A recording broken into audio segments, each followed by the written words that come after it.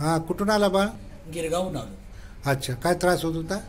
मी एमआयडीसीत कामाला आहे ओके. आणि काम करत असताना माझ्या डाव्या बाजूला हां. पायामध्ये सळकं झालं हां. होतं. 1 महिन्यापासून मी उपचार बाहेर घेत होतो. हां. त्याने काय मला कमी आलं नाही. हां. आमचे फॅमिली डॉक्टर आनंद दुधगावकर गिरगावचे, ओके. त्यांनी मला आपल्या बामणी आरोग्यधामचा पत्ता दिला. रेफरन्स दिला. हां. त्यानुसार मी बामणी आरोग्यधामला काल मी हे केलं, ट्रीटमेंट घेतली. ट्रीटमेंट घेतली. हां. त्यात मला 80% फरक पडला. वा, छान. त्यानंतर मी आज सकाळी परत रुईकर कॉलनीतील आरोग्यधामला आलो. ओके. त्यानंतर आता मला 90%च्या आसपास मला फरक जाणवतोय. मला पाय एकदम मोकळा झाल्यावर वाटतोय. ओके. आता काय दुखायचं कमी झाले?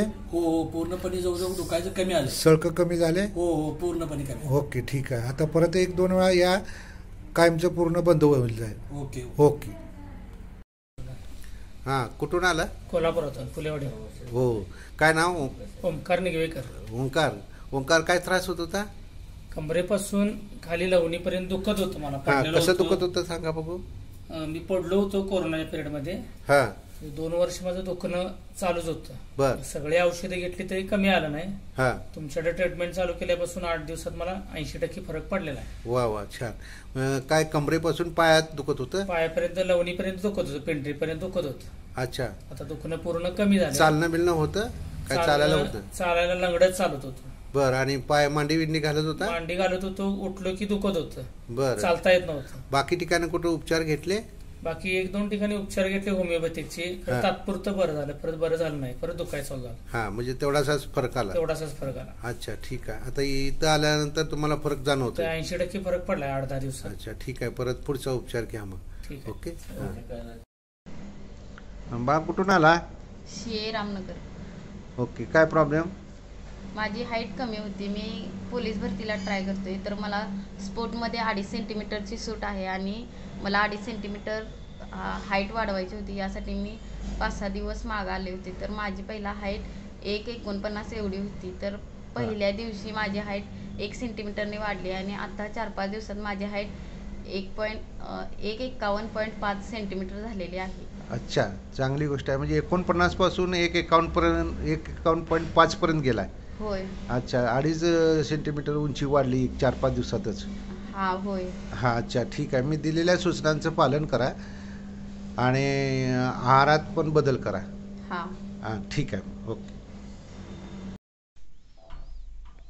हां मॅडम, तुम्ही कुठून आला? गांधीनगर. गांधीनगर. काय त्रास होत होता?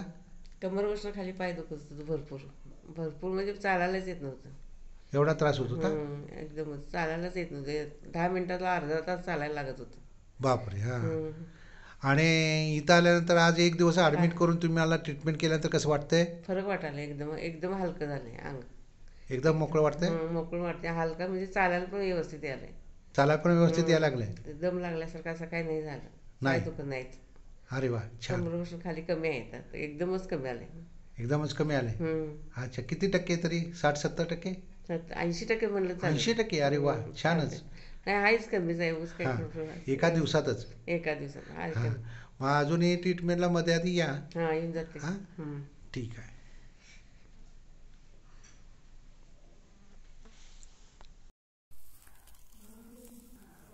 रणजित कुठून आला? सिडनी लिहून. बरं, कशासाठी? हाईट वाढण्यासाठी, उंची वाढण्यासाठी. ओके.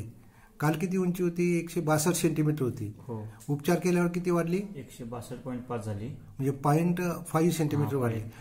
अच्छा, ठीक आहे. आज तुम्ही पुन्हा दुसऱ्या दिवशी उपचाराला आला.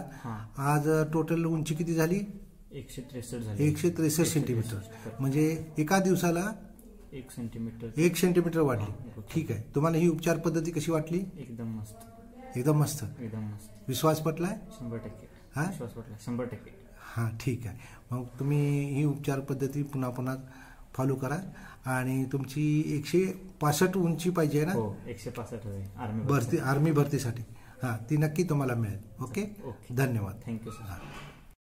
संगीता ता इबी देवान येणार नाही.